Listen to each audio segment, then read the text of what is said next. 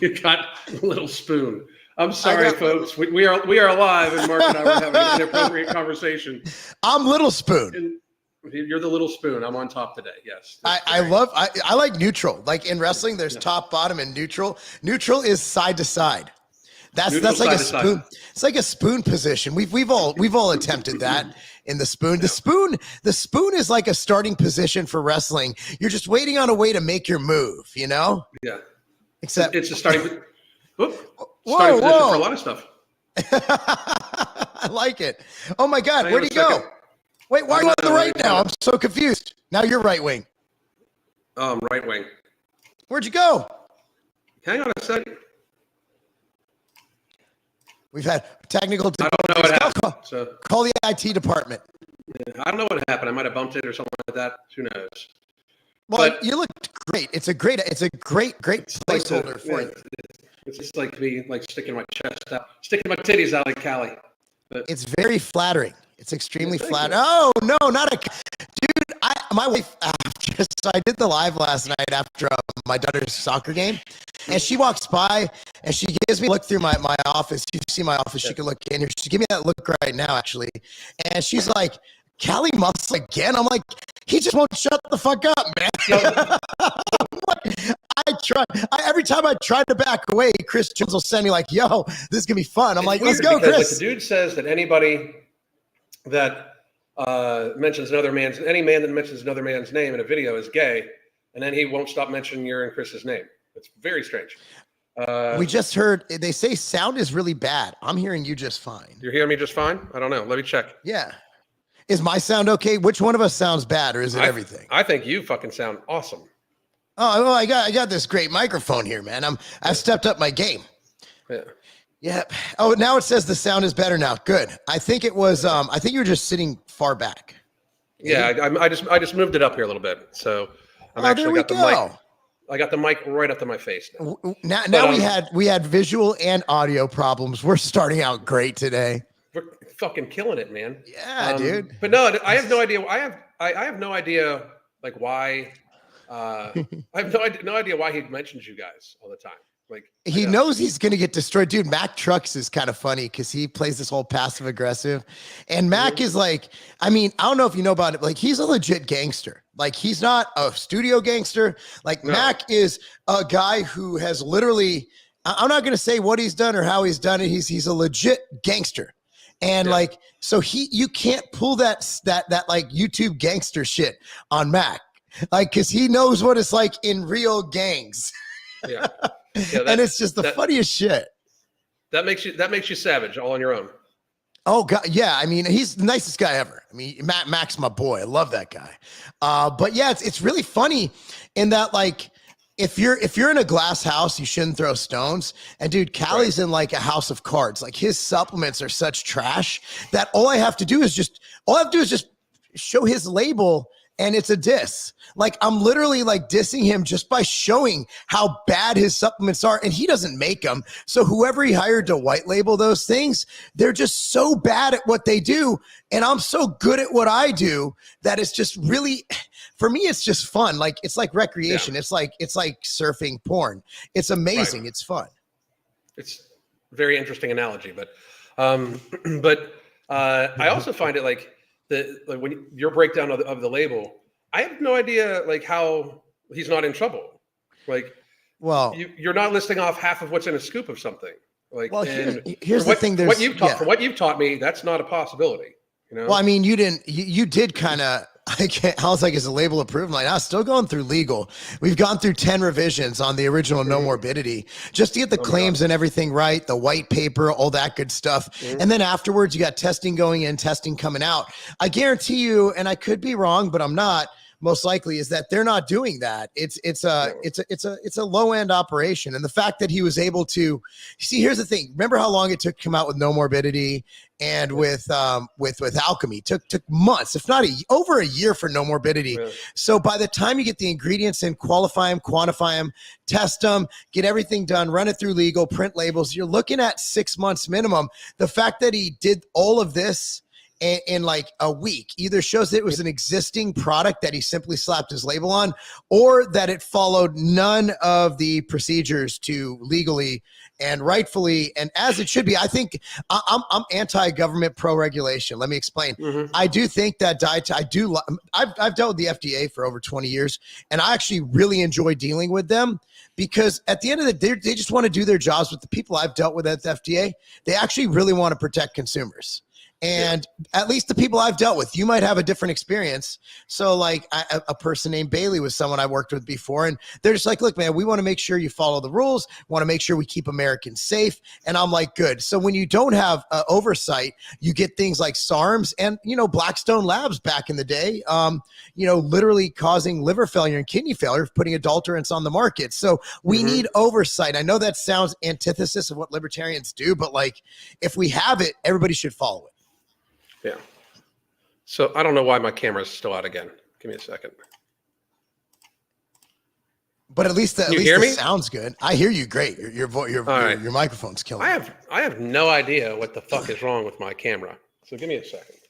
Yeah, no problem. I'll just talk about whatever. So what we're going to go over today, guys, is diabetes. And we're going over what the ADA, the American Diabetes Association, is recommending for people, and also all the ramifications of diabetes. I'd like to also talk about diet. Like, what should people with diabetes, again, we're not doctors, go check with your doctor. Again, everything the CDC and WHO says is fact and biblical in its statement. It's all true. But we're going to go over our opinion on how people with diabetes should eat. On the recommendations we have, how we deal with people with diabetes, and everything involved in that. So diabetes is, and we're going to talk mainly 100% basically about type 2 diabetes. So type 1 diabetes is something that literally you can't really prevent. You're born with it. It's a genetic disease like cystic fibrosis, like sickle cell, other diseases that are genetic. They are something you cannot prevent. So you have to literally live your life controlling and living with type 1 diabetes. Type 2 diabetes is, again, it's something that you could be more genetically predisposed to, but by and large, the reason we're seeing such an uptick in type 2 diabetes is due to our lifestyle and not our genetics. Most of it, I don't have the exact percentage, but I think it's over 90% last time I looked. I don't correct me if I'm wrong in the comments, is that type 2 diabetes is caused by lifestyle choices. It's caused by lack of exercise, poor food choices, insulin resistance. What causes insulin resistance a lot is eating the wrong foods, spiking insulin too often, not being as active as you should be. And that causes something called metabolic syndrome, AKA Syndrome X. Syndrome X is essentially your body's inability to handle and process carbohydrate. So as your body goes through this, you have these upheavals, these upticks, these irregularities in your blood sugar and your insulin. So your insulin's constantly spiking. It's in a bad spot, and your body can't deal with that. So that really puts a lot of stress on your pancreas. Your pancreas ends up, with lack of a better term, shit in the bed. And bada boom, bada bing, you end up with type 2 diabetes. Now, the thing is with type 2 diabetes, I have seen this firsthand. You are not only able to treat it in a way where it won't affect you, but I have seen it cured. I've seen it actually, people come in with diabetes and come out without diabetes. So type 2 diabetes is a treatable, curable, and a preventable disease. Type 1 diabetes, you're fucked. You have to live with it. Type 2 diabetes, which is most of diabetes in our country, is absolutely 100% treatable, preventable, and in many cases, curable. So we're going to go over today is what the American Diabetes Association is saying, and also go over our opinion on how you should deal with it. Again, we're not doctors. Please consult with your doctor. And Alan, how did I do on killing time? Dude, you did amazing. Absolutely amazing. I had to switch browsers. Google doesn't like StreamYard for some reason right now. That's racist. It's racist. It is absolutely, because everything's racist, So this is my thing. I've dedicated my life to helping people with reverse their obesity. And a lot of times with obesity comes type 2 diabetes, heart disease, liver disease, kidney dysfunction, so many things. And I've said it many, many times, the wave of type 2 diabetes that's coming, we've got something about 96 to 110 million people that are pre-diabetic right now, right? The people that the diabetes industry is not trying to put themselves out of business, okay? Yeah. They are going to very much want you to be diabetic and use their treatment. It's just common sense, right? So my wife sent me this earlier. I believe she sent me this earlier, or somebody sent it to me. And then you sent it to me, and I'm like, dude, I'd love to address this. This is crazy because this is directly from the American with Diabetes Association, the ADA, my goodness, which are so many things from the ADA, right? But can people with diabetes drink beer? No, no, you shouldn't. Just to put it on out there, I really don't think you should be. I just see it as like this very negative thing that you're going to do with your life. Like, I find it horrible that we have people that will drink alcohol and eat tons of processed carbohydrates and then inject insulin. It's so next level, like self-harm that's just societally accepted. I don't even understand how we've gotten here to a great degree, but we have normalized, just like the problem with normalizing obesity, we have normalized type 2 diabetes as if people think like it's no big deal. Like, oh, they got the diabetes. Like, what can we do? Like the Betis. Yeah, the Betis. They got the Betis. Eventually that comes with like very serious problems. Like, you are not going to be a healthy diabetic. Like, it's by just definition, you are unhealthy because you have diabetes. Yep. So would it not behoove you to do your very best to watch everything you do? And 90% of all type 2 diabetes, according to the CDC, 90% of all type 2 diabetes is reversible or avoidable by lifestyle change. Really? The CDC says that? Yeah, yes. Wow. As usual, the CDC is correct, Alan. They're always correct. Yes, they are correct. I love using their information. I love using the CDC information because you can't argue it. The problem is the CDC has a ton of information there, but they misrepresent it oftentimes through their spokespeople. But if you would take a look at the actual data shows something that they're like very different than what they say. But listen to this is an RD, okay? And just so everybody understands, there's been a ton of RDs that have been paid by ultra processed food companies recently that did not release that they were being paid by ultra processed food companies to, in fact, propagate and promote ultra processed foods. Yeah. And beer is definitely an ultra processed food, right?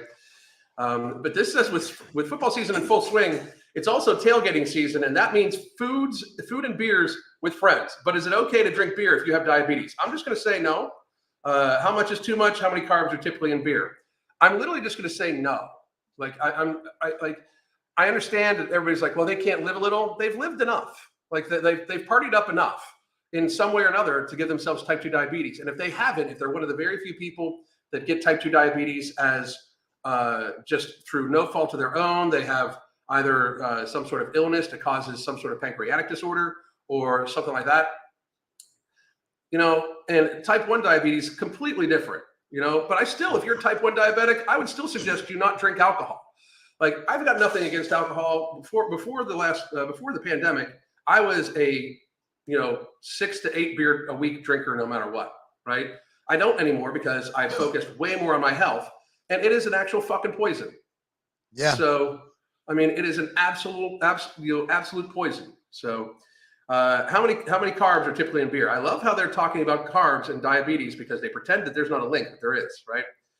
And then, is it safe to drink with diabetes? People with diabetes do not need to cut alcohol on their diet. This is the American Diabetes Association telling you that you don't need to cut alcohol out of your diet. As a matter of fact, many studies have suggested that light drinking, no more than 1 or 2 drinks a day, may be beneficial to diabetes. You're out of your mind. It's not alcohol is not beneficial to anything. That is the cherry picking of old cherry picking of cherry picking. That is the most reprehensibly stupid comment I've heard in the past 2 minutes because we're in 2023. There's a stupid comment every day, every 2 minutes. But I mean, goodness gracious, guys, there is no benefit to drinking alcohol other than it makes girls look better. I do find it funny that they're quoting a study from China as if China wouldn't want us to be sickly. Why is the American with Diabetes Association quoting a study from China? It's just very weird to me. It is odd, isn't it? Yeah.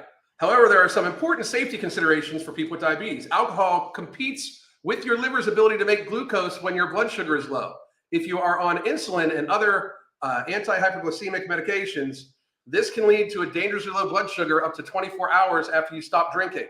Alcohol can also cloud your judgment, so you may not realize that your blood sugar is low. Why are we suggesting this to people? Because that's all true. So why are we suggesting that to people?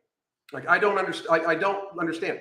You can't, like, if the person's obese and you drink alcohol, no fat loss in the next, 36 to 48 hours? Like, because it's a poison. Your body's like, what the fuck? Your liver's too busy dealing with the ethanol than dealing with blood sugar, To prevent hypoglycemia, don't drink on an empty stomach. Make sure you have food handy while you are drinking. Yes. Make sure you binge. Make sure you binge while you drink. Yeah, lower your inhibitions and then be around a bunch of like football party food. What could go fucking wrong, right? Like, how much is too much, Mark? Honestly, the recent data, Huberman actually, Huberman gets out of his lane a lot. Like, he's the laughing stock of the actual muscle scientist community, like the actual, like the ISSN. Everybody thinks he's hilarious because he's a nerd. He's a fucking eye doctor. He's an eye expert. And he's like the expert on growing muscle and everything else. All of a sudden, he actually had a good podcast, a phenomenal podcast on alcohol. I believe he had a guest on, and he completely shit on it. There is no good amount of alcohol. There just isn't. Alcohol destroys you. It destroys your metabolism. Also, being fat is the number one thing you don't want with diabetes. And alcohol not only stops you from burning fat and adds calories while you drink it, it does it for hours afterwards. So it doesn't just halt. It doesn't just add calories. It literally halts your body's ability to burn fat. It's amazing. And again, I'm going to remind everybody that what we're reading comes from the American Diabetes Association. They're literally talking, they're going to walk people through here how they could have diabetes and still drink alcohol. Because as a newsflash, then you're going to be taking their medications. But alcohol consumption recommendations are the same for people with diabetes as the rest of the population. Because apparently there's no differentiation between somebody with type 2 diabetes and a healthy person. Yeah. No more than 1 drink a day for women and up to 2 drinks a day for men. 2 drinks a fucking day. So we're talking 14 beers in a fucking week. Like, 2 drinks, 14 beers. That's like, hey, it's okay to smoke 2 cigarettes a day. Yeah. Like that, the accumulation effect is insane too. Like, that's a constant barrage on your liver and your kidneys and your body and your organs. I mean, 2 beers a day is a lot. That's about 400 to 500 calories, if I'm not mistaken. Oh yeah, absolutely. So I mean, beer, 14 beers is something like 1,600 calories. Oh, your audio just wigged out a little bit, Alan. Can you hear me now? It's just vibrating. Huh. But I don't know if it's my internet or what's going on today. My bad, guys. Can you hear me now? No, it's all good. Yeah, but it's still doing the vibrations. Vibrate. Sorry. Yeah, it's kind of cool actually. It's got a little like Avengers type theme, like Optimus Prime. Love the Avengers. Yeah, I don't know if everybody else will love the vibrations, but I like it. I personally like it. How about now? Still there. How about now? Oh, it's good. Okay. All right. Good. It's perfect. That's good. So not only are you doing all those, 12 beers a week. The ADA is really going with, this is on their website. Yeah, absolutely. That's insane. Now, they do say that binge drinking or drinking more than 4 drinks for women and 5 drinks for men within 2 hours is strongly discouraged for health and safety reasons. Jesus. If you are at a sporting event and plan to drink over several hours, pace yourself and don't overindulge. A good rule of thumb is to have no more than 1 drink per hour and no more than 3 for women or 4 for men. Drinks a day. I love how they keep raising it per day. And remember to drink plenty of water to stay hydrated. When it comes to beer, 1 drink is 12 ounces, one can or bottle of beer. But remember, some cans and bottles have more than 12 ounces. This is literally a tutorial on how to drink beer. by the American Diabetes Association. If I you only are drink pregnant, 40s. yeah, 40 of malt liquors. Yeah. Yes, sir. If you're pregnant or underage, you should not drink any alcohol. Talk to your doctor. So don't drink alcohol, but get the jab if you're pregnant. So Ah, says the FDA. and they're right. They're 100% right? What could Always go right. wrong? Nothing. Beer is typically higher in carbs than other alcoholic beverages like wine or liquor, but the carb content of beer can vary widely. Blah blah blah blah blah. Bottom line: modern alcohol consumption, no more than 1 or 2 drinks per day, is perfectly safe for most people with diabetes. So they're making a medical diagnosis via an article. They're giving medical advice via an article. Oh my God. To avoid hypoglycemia, don't drink on an empty stomach and check your blood sugar often and while drinking, and up to 24 hours after you stop drinking, or just don't drink. If you're planning to drink beer at a sporting event or another occasion, here are a few tips to follow. 1 serving of beer is 12 ounces. Choose light beers. Pace yourself. It's just, I don't even, I think that's the end of the article. They just stopped. So here's my problem, Alan. They keep using the word carbs.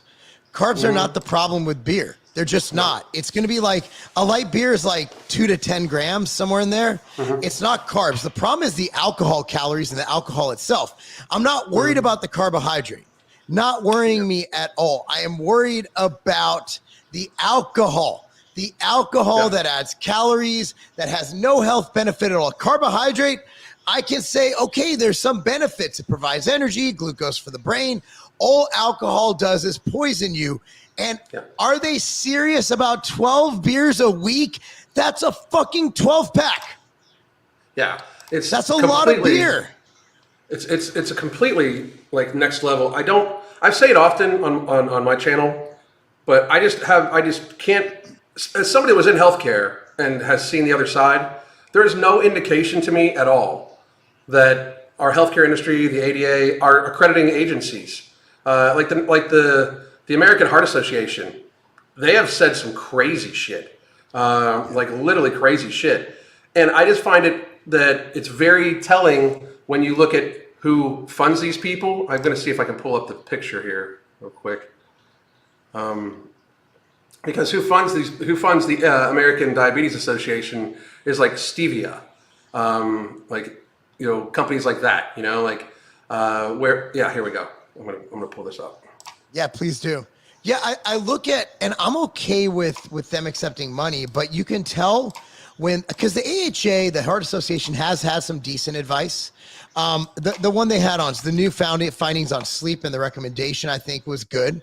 But you can kind of tell where they're afraid to kowtow because they need the money. It's like advertising. Everybody thinks, the media is blah, blah, blah. And no. The media doesn't shit on Pfizer because Pfizer pays 75% of their ad revenue. Right. It's all money. It's all money. Like when it comes to these organizations, it's all money. I'm a big believer, like if something has American Heart Association connected to it, if we're going to put, like, all that money should come from like our funds. It shouldn't come from corporations, because then corporations have say. Like Weight Watchers shouldn't be just helping fund the American Diabetes Association. Splenda, same. Now don't get me wrong. I have nothing against Splenda. When taken in moderation, I think it's better than processed sugar. It's still a processed item, and I keep it down. I keep it down to a minimum, but I prefer it than processed sugar. But Sun Life Financial, like the healthier things, a lot of these companies already, like Vision Care. Vision Care is because a lot of diabetics get retinal neuropathy. Yeah. So I just wish that we would be able to fund these things free of outside influence. For instance, the CDC takes money from Pfizer. It's literally on their website. A lot of it. I bet you it's most of their money. So they're getting directly paid to approve to recommend things outside of their purview. Yeah, I completely agree, 100%.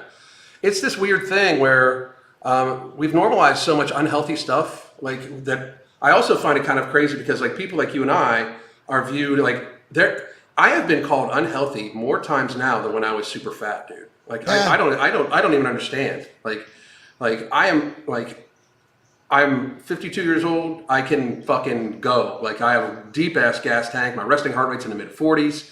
All my blood work is fucking phenomenal. I'm having more done in December.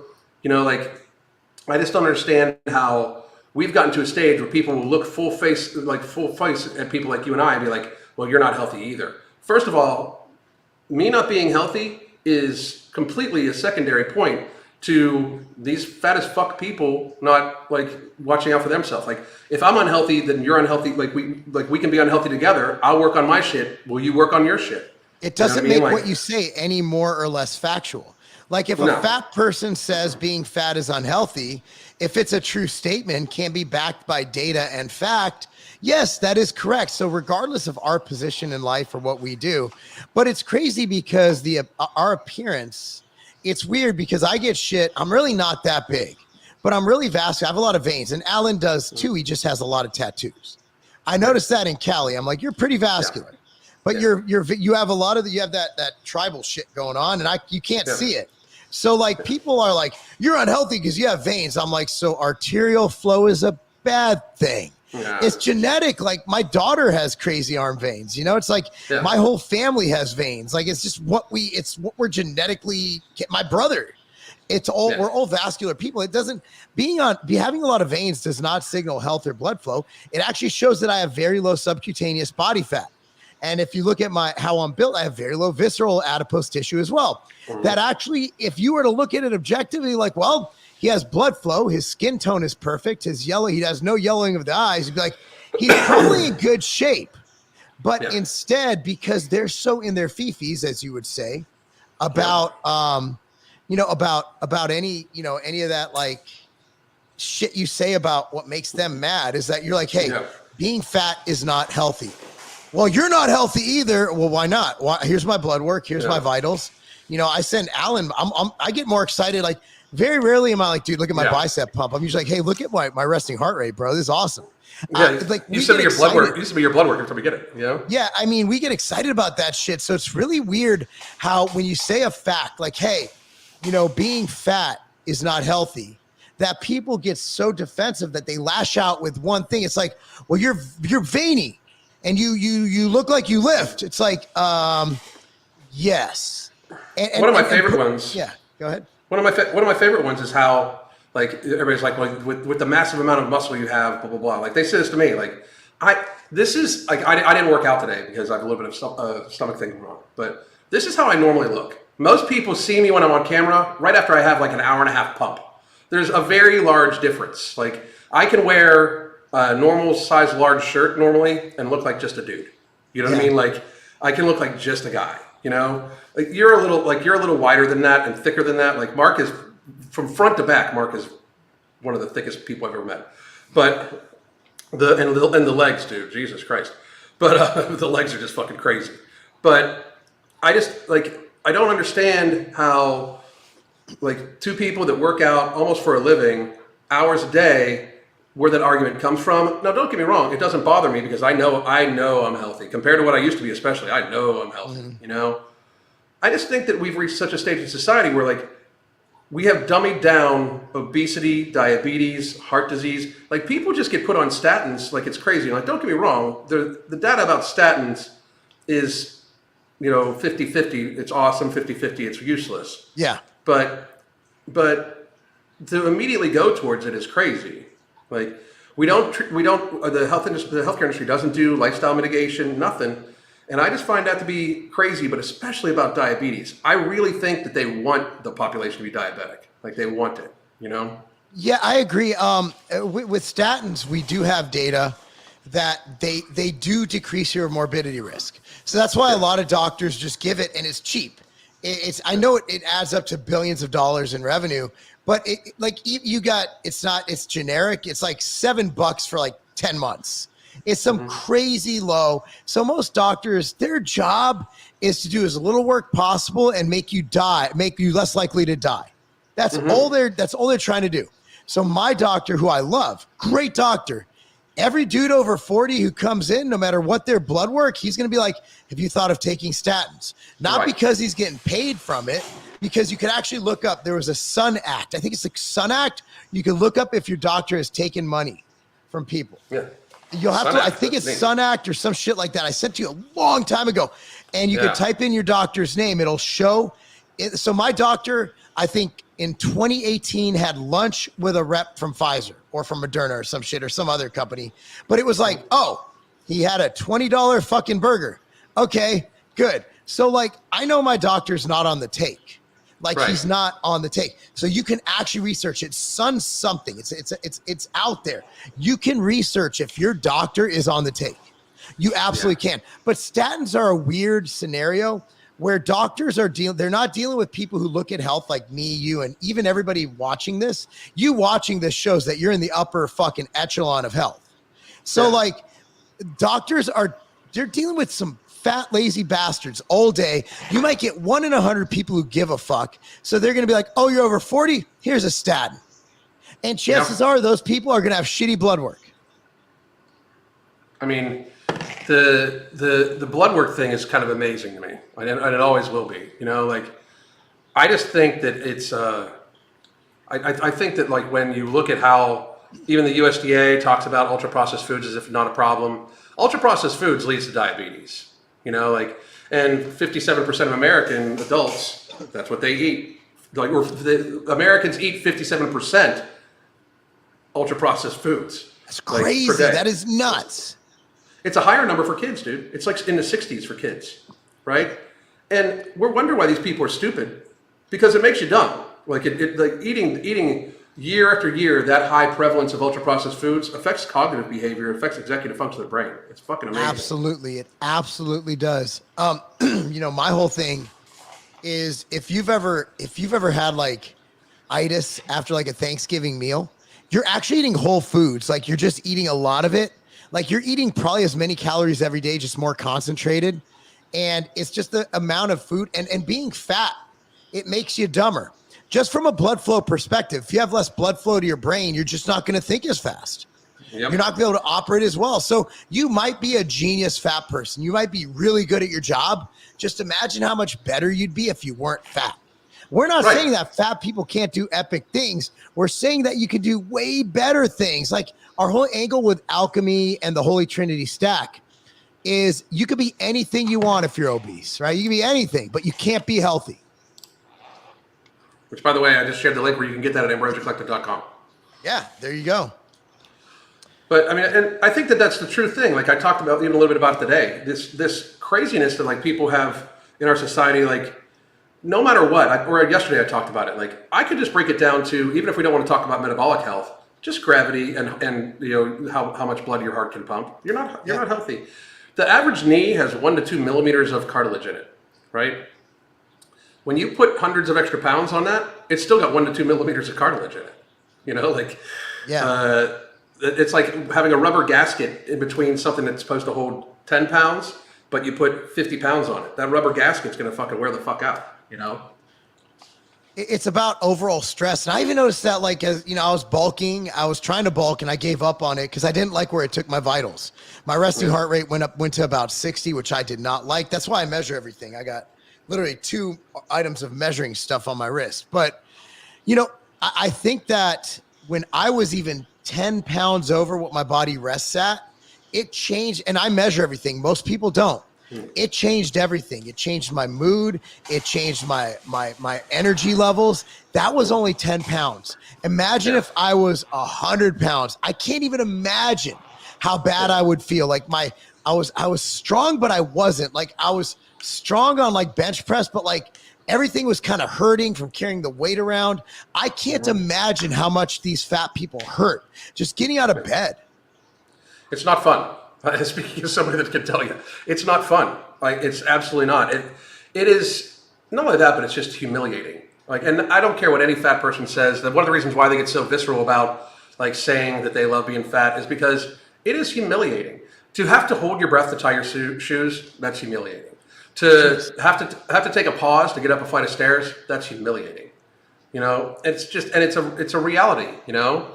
And I just wish that people could start seeing, I always talk about this. I'll debate you anytime. Let's do it while we're walking. You know, like let's go for a like 2 mile walk and debate. Like I'll be able to talk. You won't. And oh my God. You know, that's hilarious. So let's say you have a client with diabetes and they're a lifestyle client. They're not like dieting. How do you what would your recommendation, like your overall, like fucking pie in the sky, big picture recommendation be for how should a diabetic eat? First things first, let's try to get an ounce of fluid per pound of ideal body weight, right? If you're 400 pounds, like it might have to be a little higher than that because you're more than double what you're supposed to weigh. But all the data shows 0.5 ounces to an ounce per pound of body mass is kind of like the sweet spot. So I honestly try to just tell people, if you're double what you're supposed to weigh, just get a half. But let's try to get like at least an ounce per pound of body mass, of ideal body mass, right? That's the start. Get 75% of that in before your midday. That way you're not getting up to take a piss every 2 hours at night. Morning is very different for everybody. But normally I suggest if you're going to eat anything first thing in the morning, steak and eggs, just steak, even chicken thigh, nothing with carbohydrates is your first meal, right? And this goes very against what the ADA would say. The ADA would tell you that, as long as you're getting whole wheat toast and as blah, blah, blah. Like my thing about it is if you're already diabetic, you want to actually engage your like insulin production as little as possible, right? Yes. So the longer you go without, better. Now, if you're trying to hydrate the way you're supposed to hydrate and you try to get most of it in the morning, there's a strong chance you're not even going to be hungry for breakfast. Yeah. To tell you the truth. And if you are on our supplements, you won't be hungry for breakfast most of the time, unless you have an inordinately high caloric output, unless you're doing like how Mark and I work out, like more than once a day type of thing, right? But midday, try to get some veggies and some fiber, like like fibrous veggies, not starchy vegetables, just fibrous vegetables. Some cauliflower, some broccoli. Sprouts are an amazing thing, but try to get more protein, fibrous veggies, right? Sorry, cruciferous veggies, right? And then your evening meal, if you're going to have it, I would have you have, if you're going to have any carbohydrate, that would be where you would have a starchy vegetable of some kind, like a potato or a sweet potato or even some rice. Now, if you're diabetic, you should be doing yourself a favor and monitoring your blood sugar 2 hours after you eat any of this, right? So if you monitor it 2 hours after you eat any of this, you can start keeping a log and decipher which foods you're eating impact your glycemic response and blood sugar response to a much greater degree. So 2 hours after you eat anything, you want to take an assessment. First of all, how do you feel? Do you feel lethargic? Do you feel bloated? Do you feel good? What's your blood sugar at? Those sorts of things. And in relative speaking, if you're going to taste anything that has the flavor of sweet in it, that should be at the end of the day. And if you have type 2 diabetes, processed sugar and processed foods, ultra processed foods, that should be like a holiday. And even then, very sparingly. Yes. Like you've eaten those enough. They interact with your blood sugar so quickly because like processed sugar and even ultra processed flour enters your bloodstream so quickly compared to like vegetables that have fiber connected to it. And it's a big dump. That's why you get the big dopamine hit and stuff like that. So from there, make sure you're getting some stress relief every day. I would resistance train versus HIIT train for somebody that has type 2 diabetes. Mm-hmm. Resistance training builds up muscle mass, which will increase your basal metabolic rate, but also chances are, if you're a type 2 diabetic, you're having some instances of sarcopenia already. You know what I mean? Like, and there's GLUT4 transporters, Alan. It stimulates something called your GLUT4, which helps your body essentially, in layman's terms, process carbohydrate efficiently. Yep. So weight training stimulates GLUT4, unlike cardiovascular training. Right. So I would stay away from the like long elliptical sessions or anything like that. Weight train at a moderate level with decently high volume. Nothing under like 6 reps ever. Try to maybe go for like anywhere from 12 to 15 reps on all the stuff you do consistently, at least 4 days of the week. And for the 3 days a week that you don't weight train, at least go for a walk to keep your system going and stuff like that. And I'm just putting this out there.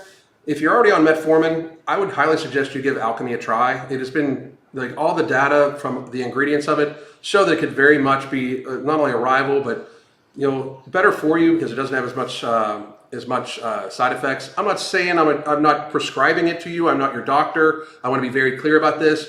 But if you look at berberine, if you look at in situ, the clinical studies that have been done, the human trials that have been done, They help regulate blood sugar. They help with insulin sensitivity. Women that have PCOS are oftentimes develop type 2 diabetes. I frankly think that you should be on alchemy versus metformin if you have PCOS. Berberine has been shown to be more effective or as effective as metformin without having any side effects. So that's one of the biggest things, because side effects from all medications lead to another medication.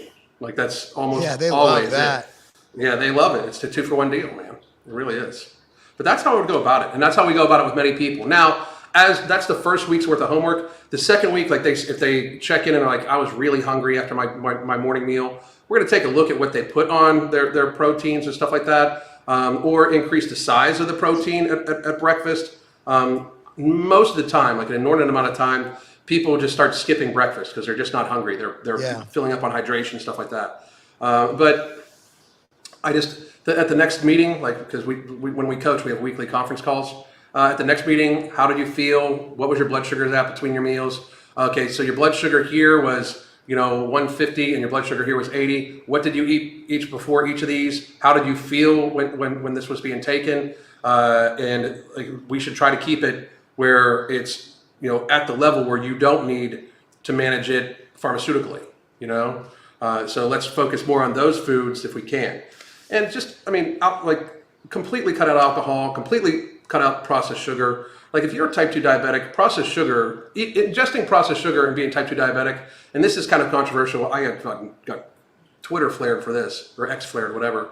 But if you are ingesting processed sugar on a daily basis and injecting insulin or taking metformin, I don't understand how our insurance should help you pay for that. I don't understand how other people should help subsidize that, because you are very clearly spiking your insulin levels, or you're very clearly spiking your blood sugar that requires insulin. Excuse me. And you are basically harming yourself, and then we are subsidizing you, enabling you. And I just don't think we should be, I think we should give them 90 days to get their shit together. Look, you became type 2 diabetic, you need insulin. Here's 90 days to start getting your shit together, and the rest of that's going to come out of pocket, right? I mean, if it's a type 1 diabetic and they can't do anything about it, we should take care of these people as much as we possibly can. But the current system, Mark, it's set up where people are just going to remain type 2 diabetic. They don't even try to reverse it at all. And there's no fiduciary, there's no fiduciary reason for them to do so. Like none. Like, I mean, they want to make the money. Elon is against Alan too. No, I didn't get Twitter flared from him.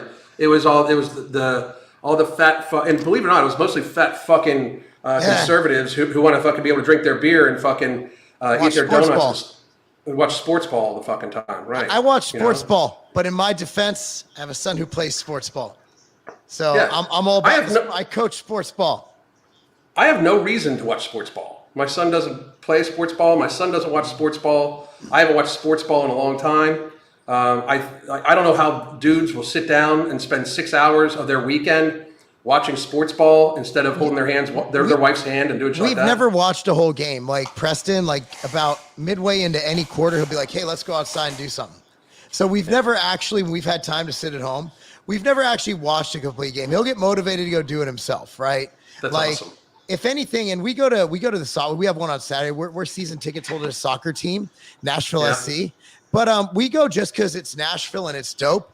And by the time we walk in the stadium to our seats, walk around, we're at 7,000 steps a trip. So for us, it's an active friggin' experience. We love it. Nashville, like you got to go out and do stuff. And if your thing is sports, that's great. But a lot of these guys, like, man, they live so vicariously through other men. It is. Cernovich is right about that. Like, people just love their sports balls, bread and circuses, man. The world's falling apart, yet, I got to watch the Jets. I gotta watch my team. You're not on the team, bitch. It's not your team. What's this week? I'm like, they'll be like, oh, we won this week. I'm like, bitch, you haven't played since 1984. Yeah. It's always amazing to me, like, because I do have I grew up in Pittsburgh, so the Pittsburgh Steelers were like literally ingrained into you. Yeah. I've been a Steelers fan since I was a kid. If I still watched football, I would be, but they lost me a long time. They lost me when they signed Michael Vick, to tell you the truth. When they signed Michael Vick, the Steelers lost me. Well, that was the last team I watched. That was the Eagles, though. No, the Steelers signed him for a while. Well, I don't even remember that. That's crazy. See, I'm a bit remiss on the Michael Vick thing because not because I like dogs fighting and dying. So this is another topic, but like, so like, dude, there's been NFL guys who've been implicated in murder and been able to come back and play. Yeah. And I think I don't think he would have gotten jail time if he wasn't Michael Vick. And even though he's not from there, like, and again, this is disgusting. You know, I love dogs more than people. But also, as you know, with the Israel-Palestine thing, I'm nuanced on everything where I'll piss you off because people are like, take a side. I'm like, there's not always one clear winner. And let me explain. No. When I grew up in the inner city, it was a thing for the essays, for my Latino friends. They used to fucking fight pit bulls and Rottweilers. That was a thing. It was cultural. They weren't bad people per se, but in their culture, it was honorable for a dog to die fighting. Again, I'm not fucking saying I'm a fan of it. I'm saying that's what fucking happened. So in the South, now in the South, again, where I also lived, not as a kid, I don't know as much about it, but from people I talked to in the black community, not all black communities, in a certain black community or certain black communities, dog fighting's like a fucking thing. So it's like in India, cows are sacred, right? So we don't but we'll still like, people joke around and be like, or people go to these vegan protests eating fucking chicken sandwiches. I saw that meme. Or like motherfuckers go in front of Indians, we're eating burgers like it's nothing when they're like, yo, that cow's sacred. So for us, where animals are domesticated, yes, but they will. What's funny is they separate it because they'll have non-fighting dogs in their house and they treat them like humans, but they'll have these pit bulls who are actually literally bred for fighting as their fighting dogs. So I think it's disgusting. I do. I think we should ban all dog fighting, but I also think it shows there's a cultural disconnect with what these cultures do, from the inner city Latinos to the Southern blacks. And so I think we need to remember that we're not always in the same, you know. I completely agree. My problem was more along the lines of how the NFL operates with felons. Okay, and here's why. I think that being a felon, if you paid your time and you get out, you should have full reign of society. Yeah, I believe that. And if the person is too dangerous, if we think the person is too dangerous, why the fuck are we letting them out? You know, like, I'm a big believer in that, right? But at the time, I signed Michael Vick, I was still in healthcare, and I was trying to hire one of the probably best chefs I could possibly get for one of my independent living places. And independent livings where very rich old people pay to live a very serious, posh life. They pay like $20,000 a month for their room, their food. It had a sushi bar, a dance club. Like, I mean, these old people fucking jammed, right? And it looked like a fucking palace. And this guy was probably the best chef in Savannah, Georgia, right? And I could not get him hired because he had a felony on his record from like 25 fucking years ago. No. And since we take federal funds, we could not hire him. Now, I don't understand, because the NFL takes federal funds, and they for a while at the time, especially, they were tax exempt. So how in the fuck can I not be able to hire somebody who had a felony 25 years ago, who's an amazing chef, would have done amazing things for old people? I had met this guy's family, everything like that. He was a great dude. I had to tell him no because he had a felony from 25 years ago. But Michael Vick's making $100 million or $10 million a year sitting the bench after having a felony. It's more along the lines of like, the Steelers should know better than that. That and the uproar in Pittsburgh about it was fucking crazy because, you know, I mean, like, I get what you're saying with the different things. Do you really think that that's part of his culture, or do you think that he got rich and decided he was going to be like, well, let's do this, you know? Like, I've heard he like doesn't like understand, like he didn't understand what was going on. I've heard that before. It's tough to say. I mean, all these things, like, I'm not an expert on it, but he did his time, and he's a fucking great quarterback. You know, it's like the Kaepernick thing, like that thing keeps getting brought up. He's 35 years old, and other than the 1 year he made it to the Super Bowl, he's been, as Deion Sanders say, hot garbage ever since. Like, he lost his job to fucking Gabbert. Like, and they're still recycling that story. And then he sues the NFL. They settle with him, and now he's like, I want to play for the Jets. Get the fuck out of here. Like, you're not even a good quarterback. You're not even a good backup. Think about all these studs who come out of college who don't play after college. Like, any one of those guys is better than Kaepernick. Like, and he's like a vegan now, so his body's all fucked up. He's got a fucking dad bod. Like, he's not the guy. Like, in his prime, I'm a huge Kaepernick fan, dude. I remember watching that Super Bowl, and I was like, dude, this guy's fucking amazing. I'm like, this is the future of football. But I think what happened, I don't even think he believes what he says. I really don't. I think that he was falling, and he comes from the best white family ever. Like, he's actually been raised as a white kid. He never he was I understand he was adopted, probably went through some shit, but he won the fucking lottery. That guy got raised by the richest, whitest people ever. And then he's like, and he's a smart dude. Like, he's not stupid. He's like, okay, so I ain't going to make money as a fucking marquee quarterback. And he's like, fuck it, I'm taking a knee. He's like, I'm going racism on this. When you lose your job to Gabbert, you got to do something to compensate for that. I would agree, but I think that that was kind of the start of the virtue signaling thing too. You know, yes. But and if he's got a dad bod from being vegan, he should just go and eat watermelon for a month. It'll get him shredded. Oh man, more Cali muscle. Like I like my favorite thing about Cali. Hold on. My favorite thing is he looks terrible, and he still says he looks better than like me and Chris.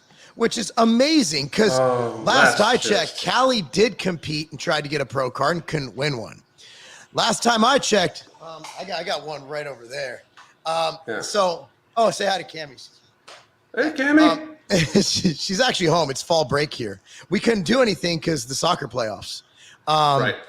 So I'm just, I find Cali is like the greatest human psychology fucking study I've ever seen, because I've never seen someone he's going for clicks, he's absolutely out of his mind, or a little bit of each. But like, I mean, it's so sad that social media has ruined him, not just as a social media star, because he was a star. We can't deny he was a star. No, he was. But as a person, as a human being, and it's also ruined his heart. Like, he will not live a full life. His heart, once you go through Widowmaker, how many years are taken off your life from Widowmaker? Oh, he'll be lucky if he makes it 5-10 more years. Like, super lucky. Is that how it is? I don't know. Which is sad, because as you've seen, I used to do collaborations with Kali. We love the guy. What an infectious personality. Like, he walks in a room, it lights up. But then what happens is you get too big for your britches. What happens is you get all these people start telling you how awesome you are. And then you feel like you get this God complex. And then you feel you're invincible. And then you get this reaction because you're big, so you want to get bigger. You start taking more drugs. You start taking more insulin. You start taking more GH. You start doing all this shit. Next thing you know, it's out of your control, and you're spiraling downhill. And then you're not getting the views you used to get because you're in your 40s now, not in your 30s, and kids don't want to watch. So then you're doing more and more shock things like mukbang. The guy was doing mukbang. Yeah. And it's okay, there you go. But protein powder is why he had a heart attack, bro. I mean, the guy was doing mukbangs and crazy mukbangs too, like that one avocado dude. Like, he was doing crazy mukbangs. Like, I'm talking, and then he was faking heart attacks in them. Remember that? Where he go convulsing. So ridiculous. And then he has a heart attack. It's kind of poetic and sad at the same time. Like, I don't wish death upon anyone, but like, I think all of us saw this train wreck coming, from the copious amounts of steroids to the abuse of food to the just outlandish shit and skits he would do online. You're watching him like you're watching a NASCAR race if you're just waiting for the crash. I tell you, when I lost, I like, because here's my thing. I don't need to like somebody to respect somebody. I'm one of those people. Like, I don't need to like you to respect you. I can respect people's game. Like, I respect Greg Doucette's drive. I don't necessarily like him as a person, but I respect his drive and what he's built, right? And I respected Cali right up until the point where I saw him pull the knife on the dude. Like, because, like, you're a bitch. Like you're a bitch. Like, if you are half the tough guy you claim to be, why are you pulling a knife on this dude who literally just, like, it was basically like accidentally stepped on his shoes, like type of situation or something like that. Like, why the fuck would you do that shit? And then when he starts calling out my friends, I'm just like, all right, dude. Like, Well, I mean, he's talking like he can fuck? fight. If you can fight, you don't need to pull a knife on our man. No. And that I mean, was I'm when sure he was big.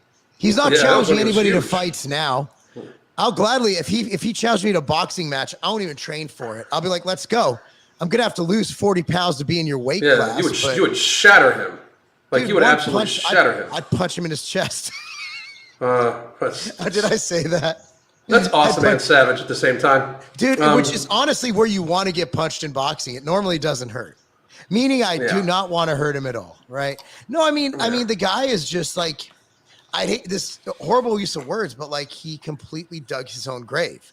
He literally, and it's what I think he is the case study of what could happen when you let social media drive you, when you become social media, when you buy into your own hype. So a lot of our counterparts in the fitness, YouTube fitness, especially realm, have done that. I think we're reaching like a new. There we are. Okay, just blacked out. But I think we're reaching a new era of it, though. I think that there's going to be those that are still like, take my 3 body type quiz, blah blah blah bullshit, like V-Shreds.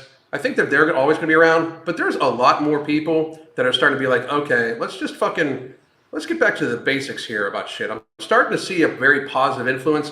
It's a matter of whether YouTube and other social medias will allow that stuff to go. Like, you're back to doing like workout tutorial videos and stuff and I really think that that's been something that's been missing, right? Yes. Because while it may not get the most views, I think that it had gotten too much to the point where people wanted to see the drama. Like, not knocking on so many people, but when every thumbnail is you with your mouth gaping open, like trying to act all shocked, like I tried the rock diet, and then your mouth is all like, when you're doing that, like if that's every one of your thumbnails, I'm just gonna say you're not about fitness anymore. You're about views, and that's cool. Like, for real, I like everybody do their thing, right?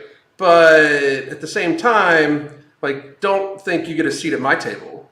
You know what I mean? Like, because that to me is just disingenuous shit, and we're trying to help people and entertain people. Don't get me wrong, I want to entertain people, but I think that a lot of our counterparts, especially in 2020, because in 2020 they weren't actually able. Since 2020, they weren't actually able to say what I think most of them knew and wanted to. Most of them just they could have, they just chose not to. Right? We did. We did. Hell yeah.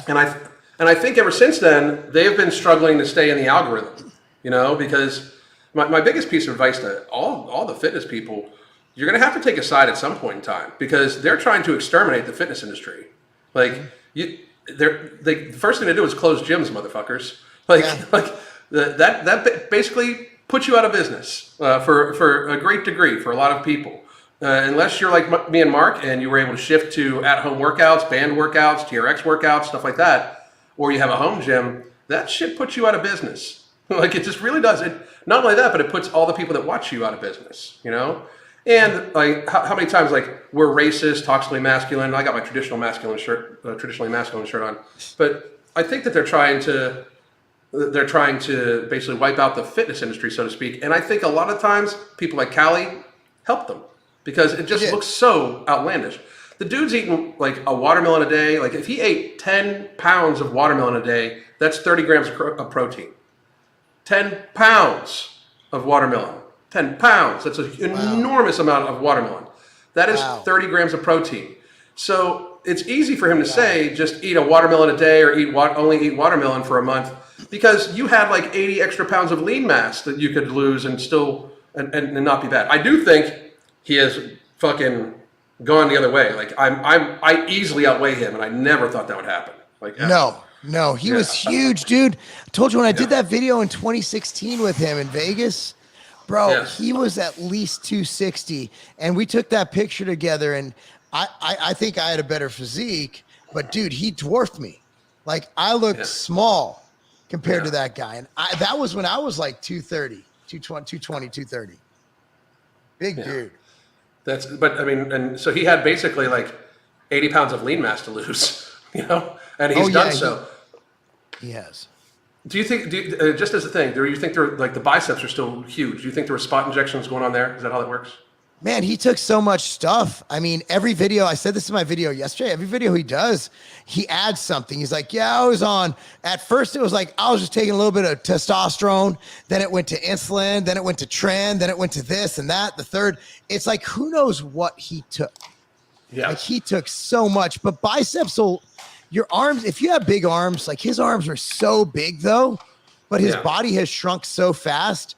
I think that his arms just, they're going to be the last to go because they were so fucking big.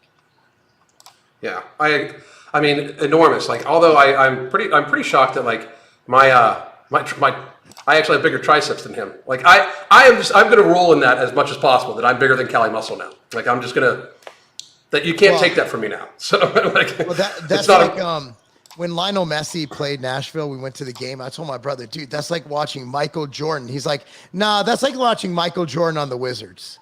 Yeah, I was like, yeah, that's a good compare. You got it. And yeah, I mean, he's a shadow of himself, man. It's a shame. And I hope oh yeah, go ahead. This person says, will you come up with a bundle for just Nomo and Alchemy? Right here. I just shared the link right now. Well, I think they want saying without Ember. And the answer is the best way to do that is just to buy both of them separately if you don't want Ember. There's a...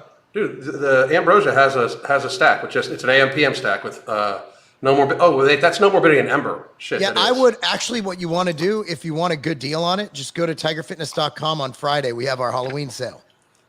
Oh, that's gonna be huge. It's gonna be nice. So it's Halloween sale. Tigerfitness.com. Friday, you get that free shirt. We're doing it Friday, so you get your shirt so you can wear it on Halloween. Thinking ahead. Yeah, so here, by the way, here's the link for Tiger Fitness to buy No Morbidity, and that'll allow you to then pick up Ember with that too. Or, I mean, Alchemy with that too. I'll get with the team on getting the Holy Trinity up. Yeah, we could probably do that. So he's asked this like 4 times. So from Lawrence, he's been tired as fuck lately, worked out 4 times a week, eat 90% clean. The problem is, Lawrence, we don't have enough information. The number one thing I'm thinking is you're probably not sleeping enough. Yeah. I mean, that would be the number one, not knowing more, but you're probably not sleeping enough. Try to get enough sleep. Try to go to bed. Try to get up, get sunlight in the morning. Make sure you get outside, get like 10 minutes of sunlight. Again, like there are so many factors. Also, your diet's 90% clean. That tells me nothing. Like you could be eating 200 calories. I don't know. Yeah. Not only that, but you know, how much hydration you get. And there's a lot of factors that are involved in it, especially fatigue, you know? Unfortunately, we don't have enough information to answer it. But yeah, I mean, you know, look at sleep. No. We have that. They just don't sell enough to make a run. I mean, it's bought by like 10 white girls and that's it. I mean, the pumpkin pie outright, but every year I have to, so both years we've done pumpkin pie outright bars, I've had to, basically give away or throw away more than I made from it. So I lost money every time I ran it. Yeah. Just so you know about bars, I have basically 3 months to sell them or I have to get rid of them. And that's it's such a complicated thing. Like, I don't think that people watch understand the outright bar is, I don't know, like Mark runs basically like 6 businesses. I don't know how the fuck you keep it straight, dude. I'm always amazed at you. I'm always amazed. But the outright bar is even more intricate because there's shelf life on the product. So you have to stay in plenty of stock, try to sell as much as you can, but not have too much because then you have to get it back. And you're in like tons of different stores now. Well, I was out of cookies and cream for about 3 weeks because we got one order that wiped us out like fucking 8 weeks in advance because we're opening all these new accounts. And then people are like, oh, I'm like, dude, I'm doing my best. Like we ran out of wrappers. It literally fucked us up. So let's end on this one. And then, cause I gotta get some shit. So here's the problem. You're getting 5 hours of sleep, dude. You're about halfway there. Raise that shit to 7 and I guarantee you'll feel amazing. You're going to feel so much better. You have to find a way. And if you can't, find a time to take at least like a 30-minute I like naps. If you can't get it in, find a time during the day instead of like, if you have a break at work, go in your car and take a nap. I completely go in your car and take 100%. A nap. Just prioritize sleep. Anyway, I think, all right, I'm going to jump on something right now. Guys, appreciate it. Alan, you're on top. Yeah, I'm out too. Thank you, sir. Always good. And then we'll be back sometime next week, if not later on this week. We'll see. Yes. So, dude, have a great day. I'll text you later. All right, peace out. Peace out.